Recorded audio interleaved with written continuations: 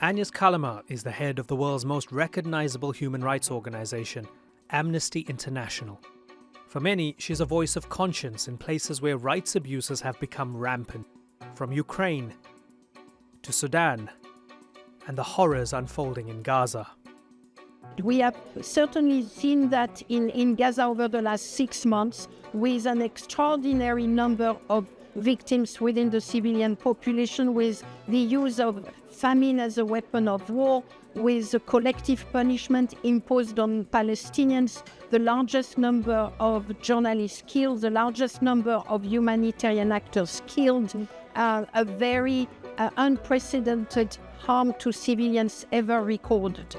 On this episode of the InnerView, I'll speak to Agnes Callamard about her work and the challenge of being a human rights defender in an increasingly hostile world.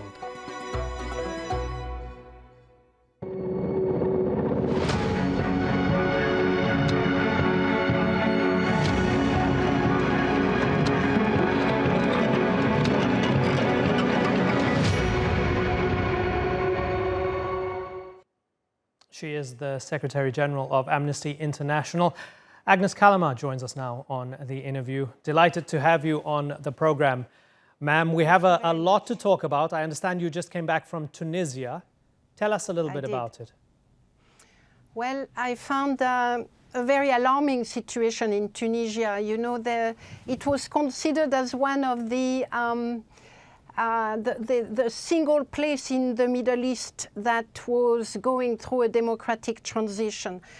Sadly, ever since President Said came to power in 2021, the situation has deteriorated, and everything that was acquired after the revolution is being turned back. So we have found large evidence of arbitrary detention. Political opponents are all in prison, and I mean all of them. The lawyers that defend them are in prison. The judges that are trying to keep the institution of justice free and fair and independent are also imprisoned or harassed. There have been many judges that have lost their jobs, others that have been changed positions, and a number have been arrested. Journalists are being arrested.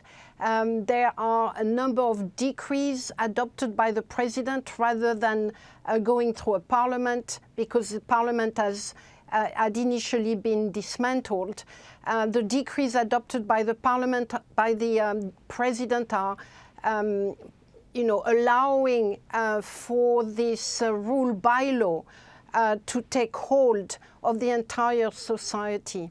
So this is a very alarming situation, which is made even worse by the complicity of Western countries that are turning their back on the Tunisian people and on the Tunisian democratic experience in the name of their own interest in relation to migration in particular. And that seems to be a tale as old as time itself, this idea of choosing stability and self-interest over democracy. There is what's happening with Tunisia seems to be a small brick in an entire palace of impunity right now around the world. I read your report, The State of Human Rights in 2024, and it is depressing. It makes for depressing reading. Yeah. Multiple countries with massive problems, from full-blown wars, such as what's happening in Gaza and in Ukraine, to other such situations like we're seeing in Tunisia. Why do you think there's so much impunity in the year 2024, given that there's so much advocacy happening from your organization, from the United Nations, and from others? Why are countries getting away with it? Well, I think we are in the midst of a perfect storm. 3 superpowers are battling for hegemony: the US, China, and Russia. The global economy is being restructured and transformed around the industrial revolution of information technology. We have climate change that is a major source of challenge and is is really an existentialist challenge. Just those three phenomena together are creating incredible instability, and it means that the global system as we know it, that was put in place after World War II in 1948, that global system is collapsing under the weight of those pressures. It is collapsing because a number of countries are thinking that they will be better off without the protection afforded to us by the 1948 global system. It is collapsing because the economy, the capitalist system, the global economy, the trade, globally, all of that are being rethought and fought. They are becoming a battleground. And these create many conflicts by proxy around the world, and even more now, international conflict. So it is really the instability and the impunity you are describing is the product of those historical forces, which mean that there are very few countries right now that are prepared to hold the line around international human rights law and around the UN Charter, around anything related to accountability for crimes committed. Everyone is only looking for their self-interest and for domination and control. Is autocracy and the impulse to aggression contagious? Yeah. If one does it, are others encouraged to do it? Yes, and I have to say that the particularity of the era we live in is that authoritarian behaviors is not something that you find in a specific country or region. It is spreading everywhere, including in Europe, including in the United States, including in so-called democracy. So we are witnessing, in fact, a real turn back of the clock. According to an international research center called VDEM, a very serious center that have been studying democratic rights for many decades, they are finding right now that the number of people living in so-called democratic countries, that is countries where the right to freedom of expression, freedom of assembly, freedom to protest are protected. The number of people living in those countries is less in 2024 than it was in 1986. In other words, all of the progress we had made since the breakdown of the Berlin Wall, since the release of Nelson Mandela, all of those progress have disappeared. Right. And we are in a time machine that is bringing us back to, the Cold War, and indeed that is taking us back to pre-1948. That is the worst possible situation as we can find in Gaza right now. Right, yeah, so we've got this big picture that you've laid out, you've mapped it out, and you've mentioned Gaza, so let's look at the specifics of that. To be blunt and frank, is it a genocide? Well, Amnesty International has not yet made that determination. It's very complicated if we want to do it extremely seriously and legally speaking. What we have said is that the risk of genocide are extremely high. We have denounced the collective punishment of the Palestinians. We have denounced the incredible level of destruction of Gaza. 70% and above of the civilian infrastructures of Gaza have been destroyed. And of course, we have denounced a large number of civilians who have lost their life, at a minimum 38,000, but others indicate that the number may be much higher than that. We have denounced the fact that access to humanitarian assistance has been denied and continue to be denied. Famine is used as a weapon of war. Gaza is the place with the largest number of killings of journalists. Gaza is the place with the largest number of killings of humanitarian workers. Gaza is the place where the world has lost its moral compass and where Israel allies have lost their ability to hold Israel to account if they ever had the willingness to do so. Unwilling or unable? Oh, I'll say unwilling for a number of them, absolutely. You know, let's just take the example of the United States that until June had repeatedly vetoed any attempt to have a ceasefire between parties to the conflict. The United States used its position within the Security Council to prevent any kind of meaningful action, which was a ceasefire, any kind of meaningful action for the people of Gaza and, by the way, for the people of Israel and for the hostage held by Gaza.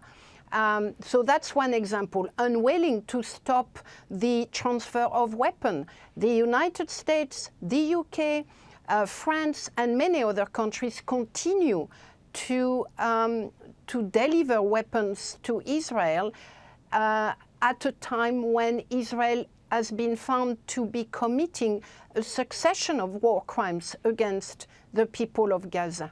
I know that you're also, if I'm not mistaken, you have a PhD in political science as well. I mean, as much as you can advocate, as much as you sound the alarm, ultimately these issues and their potential solutions are rooted in politics. So from a legal perspective, we have the ICC issuing arrest warrants. We have the ICJ ruling against the occupation, ruling that there is a plausible case for genocide. The ICJ, you know, putting legal pressure using the international legal architecture, protests around the world. Is the cold, harsh reality that if you are a member of the UN Security Council, so for example, when you look at Russia and Ukraine, or if you have a strong ally who's a permanent member of the UN Security Council, none of that means anything because that veto counts for everything. Is that the reality of the world we're living in? That's absolutely the reality, but it's a reality, it's a political reality that is also grounded in a legal reality, which is the right to veto humanitarian and human rights crisis. So I think, you know, as far as the international community is concerned, it is very clear that right now the Security Council is either unable to act because one of its members is going to use its right of veto, or is far too late in acting, such as in the case of Sudan, when it took them very long time, or Myanmar for that matter, a very long time to act, or indeed in Gaza, where it took them 7 months before we could have a meaningful resolution. So the right of those 5 members to veto issues that are at heart about international human rights protection and international humanitarian protection, that right must be stopped. I mean, the reform of the Security Council, and in particular, the reform of the right to veto, is a priority because it is rendering the international system completely useless at the moment. Completely useless. So it is in the best interest of the entire world that the right to veto be restricted, and at the very least that it be restricted in any circumstances amounting to multiple serious violations of international law. Do we underestimate just how dangerous this period is? Well, I don't think my colleagues do. You know, we have raised the alarm repeatedly for the last 2 or 3 years. I have said on a number of occasions that we are falling into an abyss, and it will be very hard to go back. This abyss is precipitated by greed, precipitated by self-interest, by the incapacity of the world to look for peaceful, plausible, necessary solutions, joint, common solution. The abyss is something that we escaped from in 1948. We escaped from that abyss through the Universal Declaration of Human Rights, through the Genocide Convention, through the Geneva Convention, through the establishment of an international system that was never meant to be a panacea, but at least offered a degree of protection. It did not work greatly, but it worked a bit. And right now we are just destroying whatever was working a little bit, and there is nothing to replace it. So the abyss is going to be very deep. It is left to many other countries, not a superpower, to try to do something. So we have seen South Africa acting very courageously around Gaza and reminding the world that actually international law means something, that the international system is meant to protect the people of Gaza. We are seeing smaller countries, I will say, trying to stand up to the superpower, standing up to the United States, but also to Russia, because what Russia is doing in Ukraine is an absolute violation of international law and of the UN Charter. And it's a violation that they try to justify constantly, in the same way that Israel tried to justify its violation of international law. China is doing the same as far as Myanmar is concerned, and as far as protecting itself against scrutiny from what it is doing to the Uyghur and other Muslim minorities. So it is left to the rest of the world to stand up, to come together, to create new collective form of action so that we can try to prevent the entire universe from falling into this abyss. But if the solution lies in UN Security Council reform, giving more countries a seat at the table to actually enact real change, and if the solution also lies in taking the so-called smaller countries more seriously when they raise human rights concerns and other concerns. The big countries, the big hitters know this, right? They're not going to roll over and die and say, okay, we're going to willingly give up our power. So how does that happen? How does it happen that the United States or Russia or China or France or any of these countries say, actually, yeah, you're right, we need to let go a little and allow others to come on board? Self-interest. At the end of the day, it's all about self-interest. I think hopefully, there will be an enlightened leadership that will understand that there is nothing to be gained by a global deflagration and, the world bursting into flames everywhere. There is nothing to be gained from climate change going unstopped and from millions of people going on the road because they can no longer live where they were born. There is nothing to be gained from an information technology revolution that is not regulated and that is not protecting people, that is not protecting information, that is not protecting the integrity and the legitimacy of political system. So hopefully the realization that together we can protect all of us from falling into the abyss, hopefully that realization will come. But meanwhile, it is left to the people and to organizations and to other states. So I don't want to suggest that the fall into the abyss and the greed and self-interest of superpower does not go unchallenged. You have mentioned the protest. I mean, people around the world are taking on the street to demand their rights. We have never seen so many protests around the world. So people are not going down without a fight. And they are fighting for themselves and they are fighting for others, as we have seen the solidarity around the world for Gaza and the solidarity around the world for Sudanese and for Ukrainian. I've mentioned smaller countries going to the International Court of Justice. It's South Africa. It's Vanuatu demanding that the ICJ make a ruling around the international responsibility for climate change. In Europe, you have countries like Belgium, Norway, Spain, saying no to what's happening to Gaza and doing it very strongly, very systematically. So there are pockets of resistance. They are much larger, much bigger than what we may think, but the challenges are enormous. I'm not going to deny it. We are really confronting a perfect storm which could take us down, for sure. You said unregulated information technology a couple of minutes ago.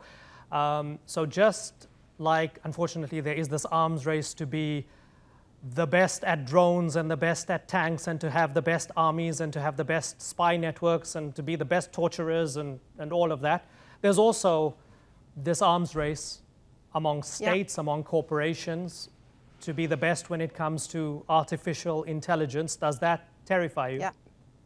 Yeah, it does. Of course, there will be many positive implications of generative artificial intelligence. There are already a number of them when it comes to medicine, for instance, and to a number of scientific discovery. But the unregulation of AI could create more problems than it will create benefits. At a basic level, in that it's already there with us, the mass surveillance that is enabled by AI is extremely concerning. The use of facial recognition that is being unregulated, the use of facial recognition in a massive way is extremely concerning, and Amnesty is actually campaigning against it. Any kind of weapons that can be activated solely through artificial intelligence without any kind of human intervention is extremely scary. Anything related to bioweapons should also send fears to people. We are in an era where scientific revolution can enable the destruction of humanity, and we have never been so powerless in terms of international regulation. So I think, and hopefully, self-interest will bring us to the table of negotiation before anyone push the wrong button, frankly. Ms. Callamard, we've seen the Special Rapporteur on Israel and the occupied Palestinian territories, Francesca Albanese, face a lot of pushback. And what can be, frankly, be described as a smear campaign against anti-Semite and so on, based on her reports that have come out of the territories since October the 7th. I remember in 2019 when you did your Jamal Khashoggi report, when you were the Special Rapporteur on extrajudicial executions, if I stand to be corrected, yes. So we have very strong, accomplished women in these international institutions, brave, out there, speaking truth to power, but there is a lot of pushback, a lot of personal attacks. You've faced personal attacks. Does it rattle you? Does it deter you? Yes, of course. I mean, I cannot speak for Francesca, but of course it's very, first of all, it's very threatening. Some of those attacks are actually a threat. Second of all, they are very cruel. In my case, and in the case of Amnesty International, we have been accused on a number of occasions of being an anti-Semitic organization for denouncing Israel violations of the rights of Palestinians. And while we stand firm with our conclusion, findings, and denunciation, while we absolutely insist that we have the right and the duty to monitor and then denounce Israel violations, and that criticism of Israel does not amount to anti-Semitism, nevertheless, those accusations hit you. You know, I'm coming from a country that has been responsible for sending many Jews to the concentration camp. My own family, my grandfather was killed by the Nazi. He was executed because he was part of the resistance. I had other members of my family that protected Jews that were being chased by the French or the German Nazi. So these allegations are hitting me at a very deep and personal level. And I'm sure they are hitting people in the same way. But we need to stand strong. And we know that we are not alone. There are many people who stand by us. There are many Jews who stand by us. There are many Israelis who stand by those denunciations, and they are, in fact, far more targeted than we are. And of course, we have to stand by the Palestinians, because since 1948, they have been the victim of succession of Israeli attacks. And the apartheid system must be dismantled. The occupation must end, and the two people, the two would-be countries should be able to live safely and securely side by side. Secretary General of Amnesty International, Agnes Callamard, I thank you so much for taking the time to join us on the InnerView. Thank you very much for having me. Take care.